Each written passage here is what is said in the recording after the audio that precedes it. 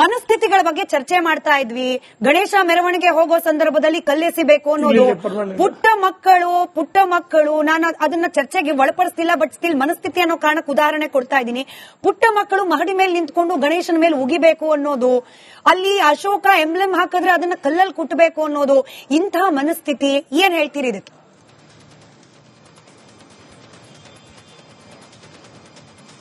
Madam, ಒಂದು ಮದ್ದೂರಿನಲ್ಲಿ ಶಾಂತಿಯುತವಾಗಿ ಗಣೇಶನ ವಿಸರ್ಜನೆ ಮಾಡೋ ಸಂದರ್ಭದಲ್ಲಿ ಕಿಡಿಗೇಡಿಗಳು ಕಲ್ಲೆಸೆದು ಉಗುಳೋದು, ಅವರು ವಿಕೃತ ಮನಸ್ಥಿತಿಯವರು.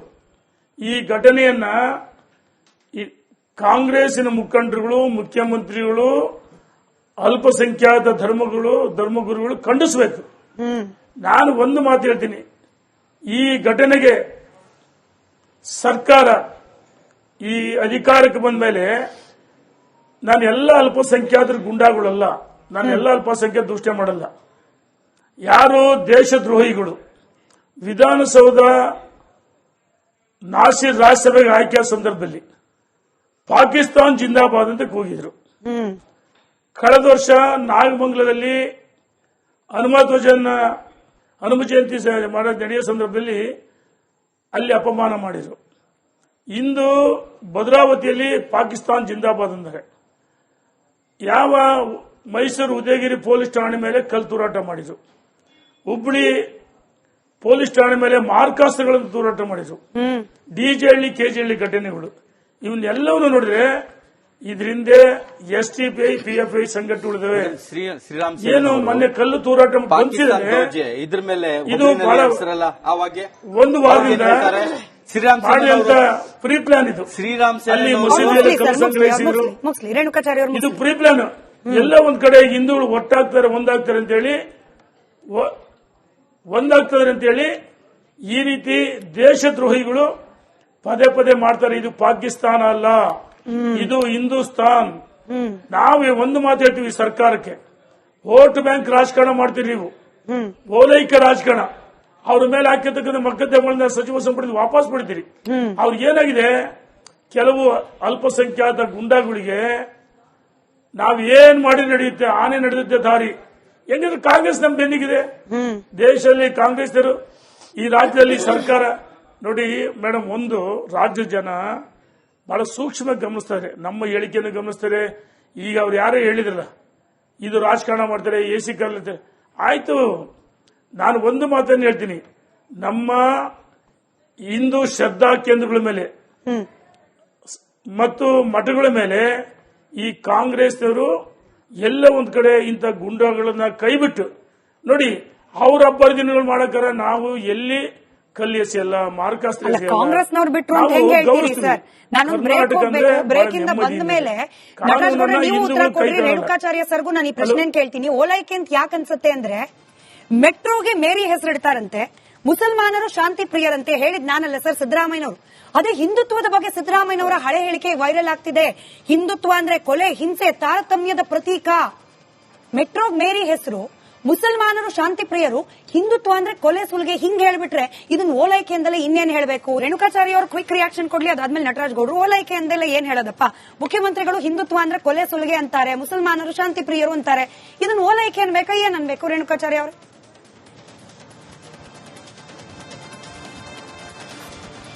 ಮೇಡಮ್, ಒಂದು ಚುನಾವಣೆ ಸಂದರ್ಭದಲ್ಲಿ ಹಿಂದೂಗಳ ಮತಗಳು ಬೇಕಾಗಿರುತ್ತೆ. ಚುನಾವಣೆ ಆದ್ಮೇಲೆ ಹಿಂದೂಗಳಿಗೆ ನಮ್ಮ ಸಂಬಂಧ ಇಲ್ಲ ಅಂತೇಳಿ ಅಲ್ಪಸಂಖ್ಯಾತರ ಅವರ ಧಾರ್ಮಿಕ ಕಾರ್ಯಕ್ರಮಗಳಿಗೆ ಪಾಲ್ಗೊಳ್ತಾರೆ.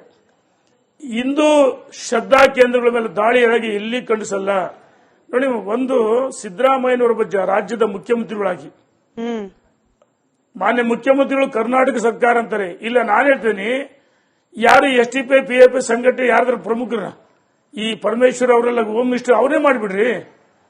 ಇವತ್ತು ಕಾಂಗ್ರೆಸ್ ನಿರಂತರವಾಗಿ ನಮ್ಮ ಹಿಂದೂಗಳನ್ನ ವಿರೋಧ, ಹಿಂದೂ ಹಬ್ಬಗಳನ್ನ, ಹಿಂದೂ ಸಂಸ್ಕೃತಿ ವಿರೋಧ ಮಾಡ್ತಾರೆ. ಮೊನ್ನೆ ಧರ್ಮಸ್ಥಳ ಘಟನೆ ಇರ್ಬೋದು, ಅನೇಕ ಉದಾಹರಣೆ ಕೊಡ್ತಾ ಹೋದ್ರೆ ಸಾಕಷ್ಟು ಕಟ್ಟಿದೆ. ಈ ಕೆಜೆಹಳ್ಳಿ ಡಿಜೆಹಳ್ಳಿ ಘಟನೆ ಆದಾಗ, ಉದಯಗಿರಿ ಪೊಲೀಸ್ ಠಾಣೆ ದಾಳಿ ಆದಾಗ ಅಂತವ್ರನ್ನ ಮುಲಾಜಿಲ್ಲದ ಎಡೆಮುರಿ ಕಟ್ಟಿದ ಈ ಪರಿಸ್ಥಿತಿ ಬರ್ತಾ ಇರಲಿಲ್ಲ. ಡಿ ಕೆ ಶಿವಕುಮಾರ್ ಹೇಳ್ತಾರೆ, ಕುಕ್ಕರ್ ಬಾಂಬ್ ಬ್ಲಾಸ್ಟ್ ನಮ್ಮ ಬ್ರದರ್ಸ್ ಅಂತ ಹೇಳಿದ್ರೆ, ಆ ಸಿದ್ದರಾಮಯ್ಯನವರ ತಂದೆ ತಾಯಿ ರಾಮ ಅಂತ ಹೆಸರಿದ್ದಾರೆ. ಅವರು ಸಿದ್ದಾರ ಹೆಸರು ಎಂತ ಒಳ್ಳೆ ಹೆಸರು ನೋಡಿ. ಬೇಡ ರಾಮಯ್ಯ ತೆಗೆದು ರಹೀಮ್ ಅಂತ ಇಟ್ಕೊಂಡ್ಬಿಡ್ಲಿ ಸಿದ್ದರಾಮಯ್ಯನವರೇ. ಡಿ ಕೆ ಶಿವಕುಮಾರ್ ನೋಡಿ ಶಿವ ಅಂತ ಇಟ್ಟಿದ್ದಾರೆ ತಂದೆ ತಾಯಿ. ಇವರು ತದ್ವಿರುದ್ಧವಾಗಿದ್ದಾರೆ. ಪರಮೇಶ್ವರ್ ಗೃಹ ಸಚಿವರು, ಪರಮೇಶ್ವರ್ ಶಿವನ ಹೆಸರಿದೆ. ಇವರೆಲ್ಲ ಏನಾಗಿದೆ ಹೆಸರುಗಳನ್ನ ಅವ್ರ ತಂದೆ ತಾಯಿ ಒಳ್ಳೆ ನಾನು ಒಂದೇ ಮಾತು ಮಾನ್ಯ ಸಿದ್ದರಾಮಯ್ಯನವರು ಈ ಸೂತ್ರದ ಮಾಸ್ಟರ್ ಮೈಂಡ್ ಇಡೀ ಮೊದಲು ಬಸವಣ್ಣನವರನ್ನ ಎಡೆಮುರಿ ಕಟ್ಟಬೇಕು. ಸಿದ್ದರಾಮಯ್ಯನವರು ಯಾರಿಂದ ರಾಷ್ಟ್ರ ದೇಶದ ಕೆಲಸವನ್ನು ಮಾಡ್ತಾರೆ. ನಡೆಯಲ್ಲೂ ಅಷ್ಟೇ ವಿವಾದಾತ್ಮಕ ಹೇಳಿಕೆ ಅಲ್ಲ. ಬಸವಣ್ಣನವರ ತತ್ವಗಳನ್ನ ನಾಳೆ ಈ ರೀತಿ ಮರುಕಳಿಸಬಾರ್ದಂದ್ರೆ ಅವರನ್ನ ಮುಲಾಜಿಲ್ಲ ಗುಂಡಿ ಹೊಡಿಬೇಕು. ಕುವೆಂಪುರ ತತ್ವವನ್ನ ನೋಡಿ, ವಿಶ್ವಮಾನವ ಇದ್ರ ಜೊತೆಗೆ ಕರ್ನಾಟಕದ ಸ್ವಶಕ್ತಿ ಹತ್ಯೆ ಆಗುತ್ತೆ. ಸ್ವಶಕ್ತಿ ಹತ್ಯೆ ಆದಾಗ ಸರ್ಕಾರದ ಪರಮೇಶ್ವರ್ ಮಾಡಿದೆ ಅದು ಸಿದ್ದರಾಮಯ್ಯನವರು. ಸಂಗೊಳ್ಳಿ ಹಿಡಿದು ಕನಕದಾಸ ಚಿತ್ತಾಪುರ ಪೊಲೀಸ್ ಸ್ಟೇಷನ್ ಮೇಲೆ ಆದ ಅಟ್ಯಾಕಿನ ಕೇಸನ್ನ ವಾಪಸ್ ಪಡೆದಿದ್ದು ಕೂಡ ಕಾಂಗ್ರೆಸ್ ಸರ್ಕಾರ. ಈ ಪ್ರಶ್ನೆಗೂ ಸೇರಿಸಿ ಉತ್ತರ ಕೊಡಿ. ಈ ಪ್ರಶ್ನೆಗೂ ಸೇರಿಸಿ ಉತ್ತರ ಕೊಡಿ. ರಾಜ್ಯದ 26 ಮಹನೀಯರ ಜನ್ಮದಿನಾಚರಣೆಯನ್ನ ಮಾಡಿ ಎಲ್ಲಾ ಮನೆಗೂ ಎಲ್ಲಾ ಕನ್ನಡಿಗರಿಗೂ ಅವರ ಮಹತ್ವವನ್ನ, ಅವರ ಸಾಧನೆಯನ್ನ, ಹಿರಿಮೆಯನ್ನ ತಿಳಿಸಬೇಕಂತ ಆಚರಣೆ ಮಾಡಿದ್ದು ಸಿದ್ದರಾಮಯ್ಯನವರು. ಅವರನ್ನ ನೀವು ಬಸವಣ್ಣನವರನ್ನ, ಅವರ ತತ್ವವನ್ನ ಆಚರಣೆ ಮಾಡೋರನ್ನ ಹಿಂದೂ ವಿರೋಧಿ ಅಂತೀರಾ ನೀವು? ಬಸವಣ್ಣನವರ ತತ್ವವನ್ನ ಆಚರಣೆ ಮಾಡೋರನ್ನ ಹಿಂದೂ ವಿರೋಧಿ ಅಂತೀರಾ? ನೋಡಿ, ಇಲ್ಲ ನಟರಾಜ್ ಗೌಡ್ರೆ, ನೀವೇ ಮೆಟ್ರೋ ಉತ್ತರ ಕೊಡಬೇಕು. ಸ್ಟೇಷನ್ಗೆ ಕೆಂಪೇಗೌಡ, ನಾಡಪ್ರಭು ಕೆಂಪೇಗೌಡ ಸ್ಟೇಷನ್ ಅಂತ ಇಟ್ಟಿದ್ದಾರೆ. ಗಣಪತಿ ಹೆಸರಿಟ್ಟಿಲ್ಲ ಸರ್, ಕೇಳಿ, ನಾಡಪ್ರಭು ಕೆಂಪೇಗೌಡ ಅಂತ ಇಟ್ಟಿದ್ದಾರೆ. ಸರಸ್ವತಿ ಹೆಸರಿಟ್ಟಿಲ್ಲ ಸರ್. ನಾಡಪ್ರಭು ಕೆಂಪೇಗೌಡ ಬೇಡ ನಿಮ್ಗೆ? ಪ್ರಭು ನಾಡಪ್ರಭು ಕೆಂಪೇಗೌಡ ವ್ಯತ್ಯಾಸ ಇದೆ ಸರ್, ವ್ಯತ್ಯಾಸ ಇದೆ, ವ್ಯತ್ಯಾಸ ಇದೆ. ಟಿಪ್ಪುನೂ ಇರಬೇಕು. ಈ ನಾಡಿನಲ್ಲಿ ಯಾವ್ಯಾವ ಪರಂಪರೆ ಖಂಡಿತವಾಗಿರ್ಬೇಕು. ಈ ನಾಡಿನ ಎಲ್ಲ ಪರಂಪರೆ, ಈ ನಾಡಿನ ಎಲ್ಲ ಪರಂಪರೆ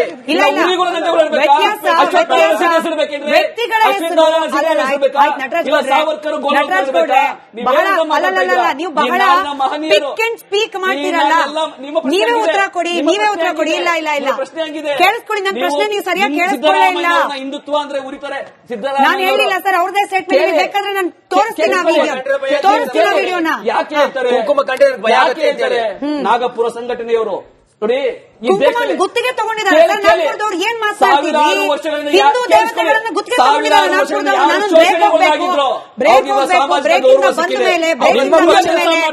ಮಂಜುನಾಥ್ ಅವರು ಉತ್ತರ ಕೊಡ್ಲಿ. ಬ್ರೇಕ್ ಇಂದ ಬಂದ್ಮೇಲೆ ಮಂಜುನಾಥ್ ಅವರೇ ನೀವು ಉತ್ತರ ಕೊಡಿ. ಆಯ್ತು, ಗಣಪತಿ ಮೇಲೆ ಕಲ್ಲು ಹೊಡೆದಿತ್ತು ತಪ್ಪಾದ್ರೆ ಆಯ್ತು ಸರ್, ಆಯ್ತು ಸರ್. ಮಂಜುನಾಥ್ ಅವರು, ಸುರಭಿ ಅವರು ಉತ್ತರ ಕೊಡ್ಲಿ. ಬ್ರೇಕ್ ಇಂದ ಬಂದ ಮೇಲೆ ಗಣಪತಿ ಮೇಲೆ ಕಲ್ಲೆಸೆಯೋದು ಎಷ್ಟು ತಪ್ಪು? ಮುಸಲ್ಮಾನರ ಬಾವುಟವನ್ನ ತೆಗೆದು ಅದನ್ನ ಕಾಲಲ್ಲಿ ತುಳಿದು ಬೆಂಕಿ ಹಚ್ಚೋದು ಕೂಡ ತಪ್ಪಲ್ವಾ ಸರ್?